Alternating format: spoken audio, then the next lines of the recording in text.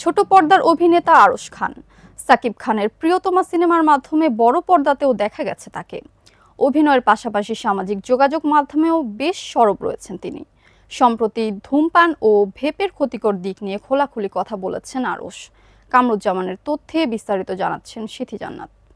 सागर दियां छल्लां वांगू जिंदगी है बड़ी टेढ़ी मेढ़ी किथे लेके चलिए जावे पता नहीं कुछ भी की है कहंदी। ছোট পর্দার অভিনেতা আরশ খান সাকিব খানের প্রিয়তমা সিনেমার মাধ্যমে বড় পর্দাতেও দেখা গেছে তাকে। অভিনয়ের পাশাপাশি সামাজিক যোগাযোগ মাধ্যমেও বেশ সরব রয়েছেন তিনি। সম্প্রতি ধূমপান ও ভেপের ক্ষতিকর দিক নিয়ে খোলাখুলি কথা বলেছেন আরশ। যারা এই আসক্তিতে জড়াতে চলেছেন তাদের সতর্ক থাকার পরামর্শও দিয়েছেন এই অভিনেতা। রোববার ৭ সেপ্টেম্বর বিকেল ৫টা ১০ নিজের ফেসবুক ভেরিফাইড পেজে আরশ খান নিজের অভিজ্ঞতার আলোকে ধূমপানের দীর্ঘমেয়াদী ও স্থায়ী ক্ষতিকর প্রভাব নিয়ে একটি স্ট্যাটাস শেয়ার করেন। পোস্টে আরশ খান লেখেন, স্কুল জীবনে ফ্লেক্স করতে গিয়ে বন্ধুদের সঙ্গে সিগারেট খাওয়া শুরু করেছিলাম। ১৯ বছর শেষ, আমার ফুসফুসও প্রায় শেষের দিকে।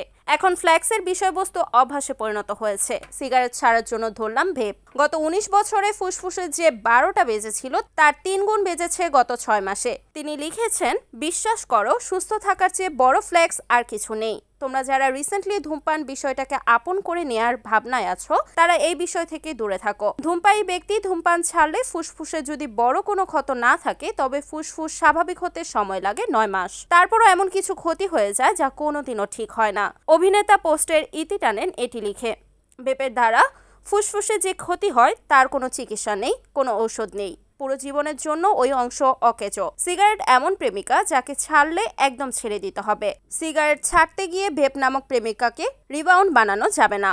ভাবিয়া করিও কাজ, আমার মতো করিয়া ভাবিও না। Desk news, NEN TV।